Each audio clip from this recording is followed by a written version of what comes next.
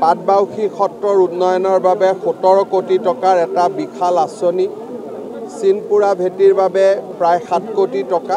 এই দুইটা স্থানতে পবিত্ৰ স্থানতে মহাপুৰুষ শ্ৰীমন্ত শংকৰদেৱে জীৱনৰ কিছু সময় ব্যয় কৰিছিলে, তেখেত তাতে থাকিছিলে। সেই অনুষ্ঠানকেইটিক আমি সুন্দৰভাৱে নিৰ্মাণ কৰাৰ বাবে আজি আঁচনি এটাৰ উদ্বোধন কৰিছোঁ। দেৱ দামোদৰদেৱৰ যি স্থানত তেখেতে আছিল সেই স্থানৰ উন্নয়নৰ বাবেও আজি আমি এটা আঁচনিৰ কাম আৰম্ভ কৰিছোঁ।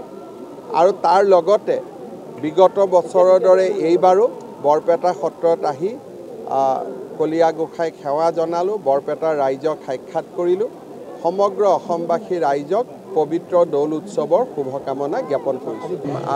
এইবাৰ বাজেটত সত্ৰ আয়োগৰ কথাও কোৱা হৈছে আৰু আমাৰ চৰকাৰৰ দিনত এটাৰ পিছত এটা আমি কাম কৰিয়ে গৈ আছোঁ। তালিকাখন বহুত দীঘল, কৈ শেষ কৰিব নোৱাৰি।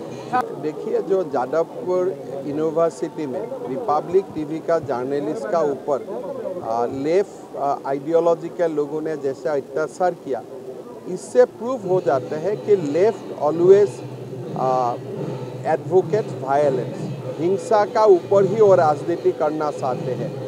मैं इस पूरा घटना को कंडेम भी करता हूँ और साथ में मैं यही भी बोलूँगा कि ये घटना से पूरा लेफ्ट जनता का सामने एक्सपोज हो चुका है।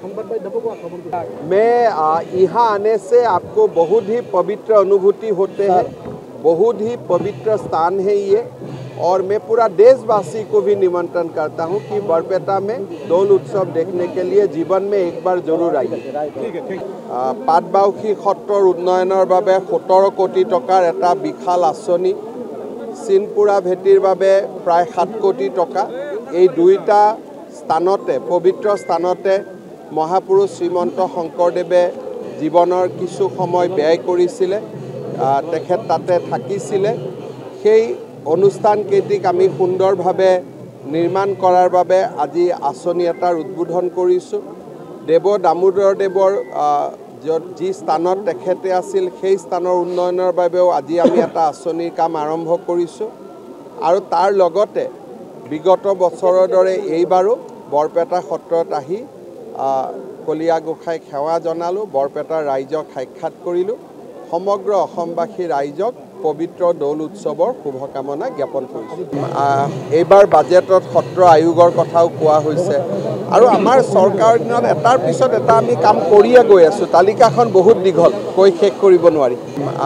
এইবাৰ বাজেটত সত্ৰ আয়োগৰ কথাও কোৱা হৈছে আৰু আমাৰ চৰকাৰৰ দিনত এটাৰ পিছত এটা আমি কাম কৰিয়ে গৈ আছোঁ। তালিকাখন বহুত দীঘল, কৈ শেষ কৰিব নোৱাৰি।